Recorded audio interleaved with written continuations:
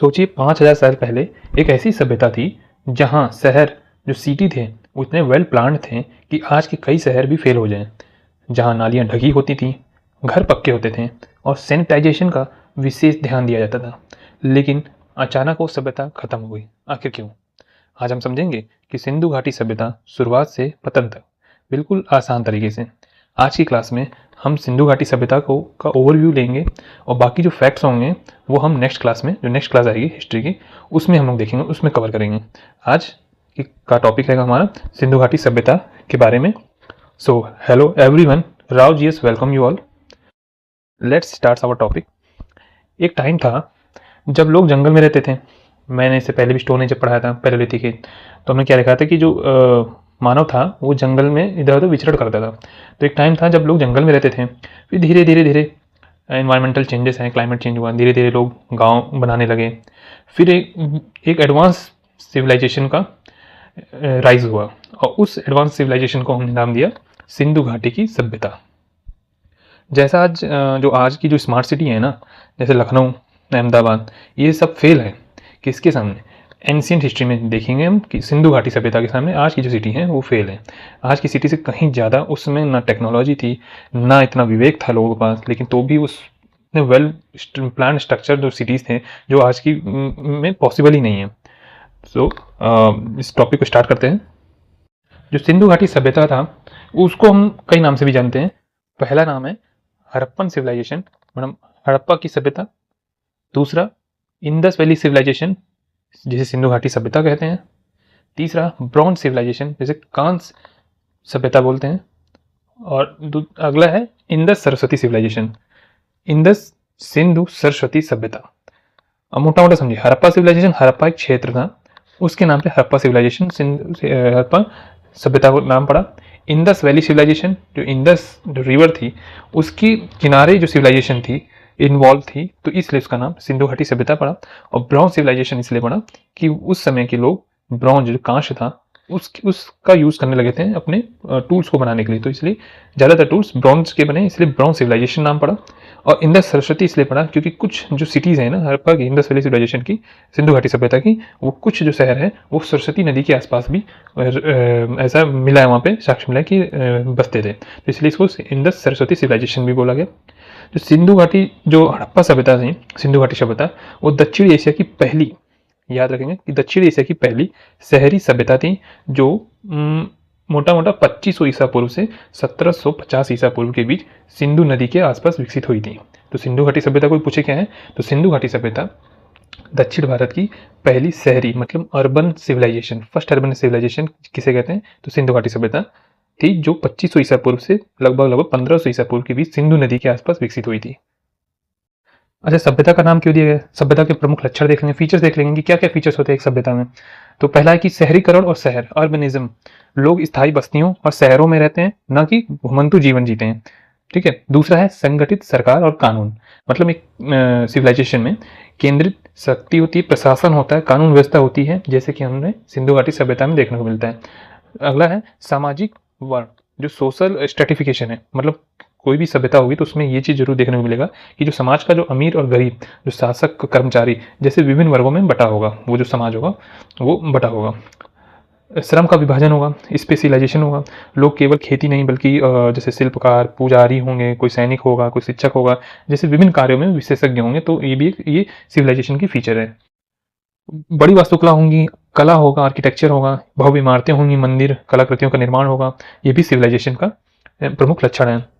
लेखन, writing system, विचारों और रिकॉर्डों को रखने के लिए लिपि की को तैयार करना, उनको लिखने का कैसा ढंग होना चाहिए, इन सब पे भी जब काम होता है तो वो सिविलाइजेशन का ही लक्षण है। तो ये 5-6 हैं जो फीचर्स हैं हमारे सभ्यता के कि सभ्यता किसे कहेंगे, तो जिसमें शहरीकरण, संगठित सरकार, सामाजिक वर्ण, श्रम का विभाजन हो, बड़ी वास्तुकला और आर्ट हो, कला हो, आर्किटेक्चर हो, राइटिंग स्किल हो, तो इन सबको हम सभ्यता का नाम देंगे, जो कि हमें एक सिंधु घाटी की सभ्यता में देखने को मिलता है, इसलिए सिंधु घाटी की सभ्यता बोला गया।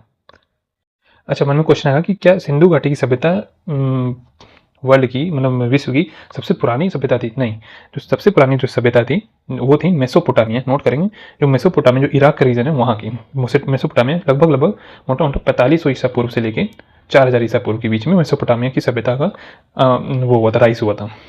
दूसरी है मिस्र की सभ्यता, मिस्र की, इजिप्ट की, मोटा मोटा 3100 ईसा पूर्व के आसपास इसका राइज हुआ था। फिर उसके बाद आता है Indus valley civilization means Sindhu घाटी सभ्यता। फिर उसके बाद चीन की सभ्यता, फिर मेमो अमेरिका की सभ्यता लगभग 1500 ईसा पूर्व। तो ये जो हमारी ओल्ड सिविलाइजेशन है, ये जो प्राचीन सभ्यता है उनके कुछ नाम है।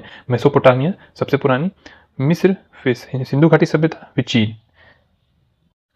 सिंधु घाटी सभ्यता का भौगोलिक विस्तार देखेंगे, ज्योग्राफिकल इंडिकेशन देखेंगे कि कहाँ से कहाँ सिंधु घाटी सभ्यता का विकास हुआ था। तो संक्षेप में समझेंगे कि जो सिंधु घाटी सभ्यता थी वो पश्चिम में, वेस्ट में मकरान तट प्रदेश पर एक शहर था जिसका नाम था सुतका गेंडोर, जो कि बलूचिस्तान में है, जो कि पाकिस्तान की नियर बाई एरिया है। वहां से वेस्ट से पश्चिम में मकरान तट प्रदेश पर सुतका गेंडोर से पूर्व में, ईस्ट में जिला पड़ता है मेरठ उत्तर प्रदेश का, वहां का एक शहर है आलमगीरपुर, वहां तक फैला हुआ था। और उत्तर में जम्मू के मांदा शहर से लेकर दक्षिण में किम सागर संगम पर भगत राव या दैमाबाद महाराष्ट्र तक फैली थी हमारी सिंधु घाटी सभ्यता का भौगोलिक विस्तार। मैप से देखेंगे जियोग्राफिकल इंडिकेशन। तो मैंने क्या था, ये एग्जाम में काफ़ी बार आया कि जो सिंधु घाटी सभ्यता है वो पूर्व में, पश्चिम में, उत्तर में, दक्षिण में कहाँ तक फैली थी। तो जैसा बताया कि पश्चिम में सुतका गेंडोर है, पूर्व में आलमगीरपुर, उत्तर में मांदा जम्मू कश्मीर, और दक्षिण में दैमाबाद महाराष्ट्र। तो ये याद रखिएगा।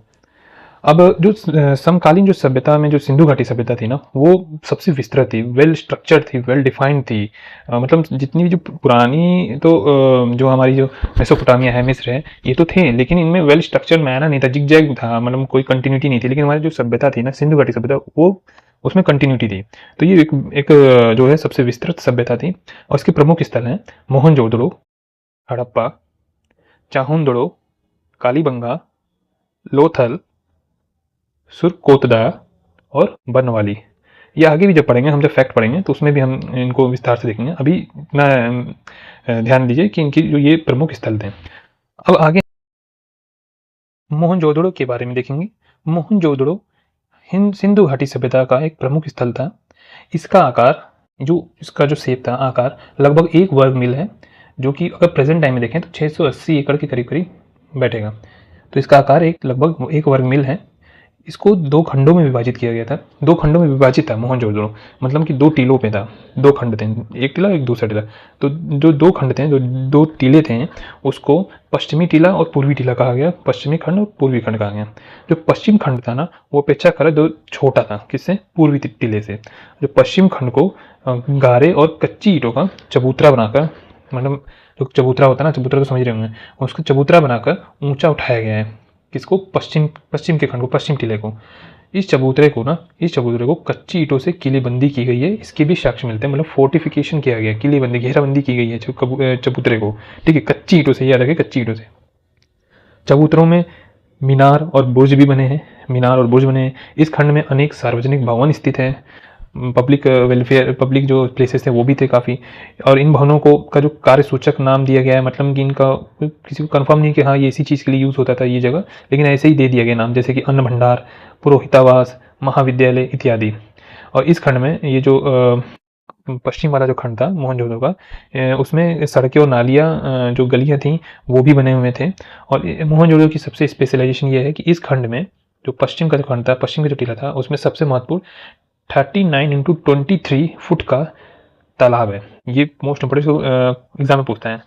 तो इस तालाब को स्नानागार कहा गया, जो कि सिंधु घाटी सभ्यता की सबसे बड़ी जगह मानी जाती है। तो स्नानागार कहाँ से, मोहनजोदड़ो से। और इस तालाब में ईंटों की तह लगाकर एक के ऊपर एक ईंटा रख के ऊपर से बिटुमिनस का लेप कर दिया गया था, बिटुमिनस का, ताकि जो पानी है ना वो तालाब से बाहर ना जाए। देखिए सोचिए, मतलब ये वहाँ उस समय के लोग ना ये बिटुमिनस वगैरह ये सब जानते थे, इतने बुद्धिमान थे कि इसको मतलब पानी जो है तालाब से बाहर ना जाए, इसके लिए बिटुमिनस लगा देते थे। तो इसको स्नानागार कहा गया। जो पूर्वी खंड है ना, वो जो पूर्वी टीला था वो बड़ा था कंपेरिजन टू अपेक्षाकृत पश्चिमी टीला से। ये खंड भी चारों ओर दीवार से घिरा था, इसमें भी फोर्टिफिकेशन था। इसमें अलग अलग घर मिट्टी के चबूतरे पे बनाए गए थे, परंतु जो पूरा नगर था किसी एक ही चबूतरे के ऊपर नहीं बना था। ठीक है, पूर्वी खंड की ऊंचाई पश्चिमी खंड से कम थी। पूर्वी खंड की ऊंचाई पश्चिमी खंड से कम थी, इसलिए पूर्वी खंड को जो पूर्वी खंड था ना, जो पूर्वी टीला था, उसको निचला टीला भी कहते हैं। ठीक है, ये खंड लगभग 30 फुट चौड़ी अनेक मुख्य सड़कों के द्वारा अनेक गृह समूहों में विभाजित था। चेस्ट बोर्ड पैटर्न पे यहाँ पे घर बने हुए थे। मकान जो थे ना ज्यादातर पक्की ईंटों से बने थे पूर्वी टीले में। कहीं कहीं पर दूसरी मंजिल के भी साक्ष्य मिलते कि दूसरी मंजिल भी बने थे घर। उस समय के लोग दूसरी मंजिल भी बनाते थे। मकानों में जल निकासी की भी व्यवस्था थी, ड्रेनेज सिस्टम को इंपॉर्टेंस दिया गया था। नालियों में ईंटों की तह लगाई गई थी और बहुत सारी नालियां तो ऊपर से ढकी हुई थी। ये सबसे मोस्ट इंपॉर्टेंट स्पेशलाइजेशन है सिंधु घाटी सभ्यता का कि नालियों को ऊपर से ढक दिया जाता था। कुछ सार्वजनिक कुएं भी थे। मकानों का प्रवेश द्वार जो था वो साधारण पीछे की तरफ खुलता था, ताकि आगे की तरफ खुलेगा तो ट्रैफिक प्रॉब्लम होगी। ट्रैफिक मैनेजमेंट को भी ध्यान में देते थे सिंधु घाटी सभ्यता के लोग। और आज का देख लीजिए कि ट्रैफिक ही ट्रैफिक है। मकान में एक आंगन होता था, आंगन के किनारे किनारे कमरे बने होते थे। उस समय में सिंधु घाटी सभ्यता की बात कर रहे हैं। दरवाजे जो होते थे वो लकड़ी के होते थे। तो ये हमारा था मोहनजोदड़ो। मोहनजोदड़ो का देख लीजिए, हड़प्पा देखेंगे। इसमें क्या था कि हड़प्पा में इसमें भी दो खंड थे, पूर्वी टीला पश्चिमी टीला। लगभग लगभग सिंधु घाटी सभ्यता की जितनी भी साइट्स देखें स्थल देखें सब में एक ही कॉमन चीज था कि दो टीले थे, पूर्वी टीला पश्चिमी टीला। पूर्वी खंड का जो ईंट है ना, वो बताया जाता है कि चोरों ने उसको चुरा लिया, ऐसे उत्खनन नहीं हो पाया, तो इसलिए पूर्वी टीले के बारे में ज़्यादा जानकारी नहीं मिल पाई हड़प्पा में। जो पश्चिमी टीला था, जो पश्चिमी टीले में किलेबंदी पाई गई है। पश्चिमी टीले में श्रमिक आवास मिले हैं, गोल चबूतरे बने थे, अन्न भंडार मिला है। मकान आवास के दक्षिण में कब्रिस्तान भी है। मकान जो था उसके दक्षिण में कब्रिस्तान के भी साक्ष्य मिले हैं हड़प्पा से। चाहुंदड़ो से बीड्स फैक्ट्री की साक्ष्य मिले हैं, मतलब मन के बनाने का कारखाना मिला है, उसके साक्ष्य मिले हैं। कालीबंगा से इसमें जो है पश्चिमी खंड के दो पृथक पृथक किंतु परस्पर संबद्ध खंड है। दो अलग अलग खंड मिले लेकिन एक ही में है, मतलब पश्चिमी जो टीला था उसी में डिवाइडेशन है दो खंडों का। जो एक खंड है ना, जो एक टीला है, संभवतः वो पॉपुलेशन को दर्शाता है, और जो जो वर्ग की जो निवास के लिए था, जो पॉपुलेशन जो थी वो एक उसको दर्शाता है, और दूसरा जो था उसमें जो ऊंचे ऊंचे शिखर थे उस पर हवन कुंड के साक्ष्य मिले हैं। तो एक जो टीला था कालीबंगा का उसमें पॉपुलेशन को दिखाया गया है, और दूसरा जो था उसमें की ऊंचाइयों पर हवन कुंड के साक्ष्य मिले हैं। पश्चिम में कब्रिस्तान भी है, और पूर्व में अनुष्ठान कार्य संपन्न किए जाते थे कालीबंगा में। पश्चिमी क्या था कि कब्रिस्तान है, सिमेट्री है, और पूर्व में रिचुअल्स एक्टिविटीज किए जाते थे। कालीबंगा की पूर्वी टीले की योजना मोहनजोदड़ो की योजना से मिलती जुलती है। ठीक है, डिफरेंस क्या है कि कालीबंगा के जो घर है ना वो कच्ची ईंटों के बने थे, जिस जो पॉवर्टी को दर्शाता है कि वहाँ के लोग ज़्यादा वो नहीं थे, अमीर नहीं थे। जबकि मोहनजोदड़ो के जो अधिकांश घर पक्की ईंटों के बने थे, और यहाँ स्पष्ट जल निकासी भी नहीं थी कालीबंगा में। जाहिर है मोहनजोदड़ो के जो मुकाबले कालीबंगा एक दीनहीन बस्ती थी। लोथल देखेंगे, लोथल में इम्पोर्टेंट ये है कि यहाँ पे जो दो भिन्न भिन्न खंड नहीं मिलते हैं, मतलब अलग अलग दो टीले नहीं मिलते हैं, जबकि पूरी की पूरी एक बस्ती जो बस्ती है एक ही दीवार से घिरी थी, एक ही फोर्टिफिकेशन था लोथल में। सुरकोतदा का देखेंगे तो सुरकोतदा में इसमें पूर्वी टीला नहीं है, बाकी पश्चिमी टीला इसमें इसके साक्ष्य मिले हैं। सिंधु घाटी सभ्यता में कृषि के कुछ साक्ष्य मिले, उसको देख लेते हैं। यहाँ पे 9 फसलों को पहचाना गया है, जिसमें चावल है जो गुजरात और राजस्थान में मुख्य रूप से होते थे। जौ की 2 किस्में पाई गई हैं, गेहूं की 3 किस्में पाई गई हैं, कपास, खजूर, तरबूज, मटर, और एक विशिष्ट प्रकार का एक था कि उसका नाम था ब्रासिका जुन्सी। ठीक है, तो याद रखिएगा।